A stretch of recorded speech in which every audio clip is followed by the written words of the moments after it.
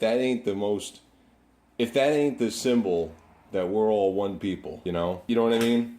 Uh, I think all people across all the world do this because universally it shows that we just can't commit to whether we're going to make another sandwich or not. So there's lots of ways to tackle the issue I have with the stem being loose in this pipe. Vulcanite has an interesting characteristic where once it's molded or cut and it's kind of stayed in the same position for a while, if it does move, or in this case, more than likely what happened is the briar dried out for whatever reason, the stem became loose. Now I measured the stem with a micrometer, not a caliper, and the stem actually measures 0.38, almost exactly on the tenon. If you use an inside bore micrometer, which is what I used over here, and then I measured it, it wound up being 0.389. It's just shy of a thousandth of an inch, and it's almost not even enough to let's see here. Is this thing in focus or what? It's almost not enough to cause any real slop. It just barely moves in there. This is kind of the pipe where I think dipping the stem in water would probably make it swell up, but you have to keep smoking it to keep it wet, to keep it tight. So what I'm going to do is, instead of deforming the tenon, which that's a tricky proposition because you need to heat the tenon up to the point where it's flopping around rubber, and then you insert a tapered thing, a plug, into the tenon, and it kind of expands the whole thing. But it always, due to the nature of it having to be tapered to go in, it's always going to be wider at this end than that end. So what I find that I do is I turn around the other way and I stick it in the wide end first, and it kind of pushes the tenon the whole way, but then you can deform it and it can go in weird directions. It's a pain in the ass. I can do it, but I'd rather not. I find a great way is just applying some heat to the stem, which brings me to my kitchen stove, or the range, as you would say. Let's throw some light on the subject. People are very afraid of putting vulcanite near fire. It really doesn't bother me in the least because, one, the main thing is keep it moving, you know? If your hand is too hot, the vulcanite's too hot. Let's put it that way. So I just do this, keep doing this, right over the flame. I wouldn't make direct contact with it because it will singe it and burn it. But there's no reason you can't do this. You know, this will never hurt it as long as you don't do it for an hour and a half. You know, you just do it for a few moments. I'm not even going to say minutes, I'll say moments. And test the fit, you know. You could feel it.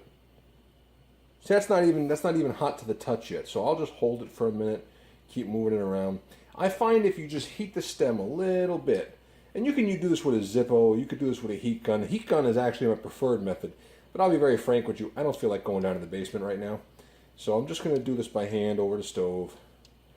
And plenty of stems in the course of human history have been heated up by flames from alcohol burners, or in this case, gas. So that's just starting to get warm. I'm actually going to switch sides because I'm better with my right hand than my left. I don't know why I started on that side, but you know, just go like this. Just keep rolling it back and forth. You're not going to hurt it. Just don't do direct contact with the flame. I prefer a heat gun just because it's, you know, you don't have an open flame. But, you know, the problem with the heat gun is once the heat gun gets hot, you have to put it down somewhere and it stays hot and the tip's hot and you can't throw it back into your toolbox and then you got to wait a while. And this, I just shut it off and go back to the other room. You know what I mean? I'm just turning it as I'm kind of making like a looping motion over it. Nothing super critical here. Let's see here. Yeah, the stem is certainly getting hot. Let's, not super hot, but let's just keep doing this. Keep it a little closer here. The hand's getting hot. Oh yeah. Now look at it. Now check that out. See this? Now the stem no longer falls into it. See that? See that fit? That's what you want. So now what I'm going to do is, I'm going to heat this guy up a little more. My phone's ringing. Just give it a little more heat. Ain't going to hurt nothing. Let's see here. Keep checking the fit. See, it's starting to get tight. I'm going to heat this up quite a bit, actually. I'm not going to let it get floppy on me, but I'm definitely going to heat it up. I want it to get heated through. It usually regains its original shape once you heat it through. And then I'm not going to plunge it into water. I'm just going to let it air cool. And then we'll come back to it. Let's see here. How's that? Is that? Oh, yeah, that's nice and tight. See, now it doesn't just slip in. It just kind of sits there. So I'm going to shut this off. And we'll come back in a minute.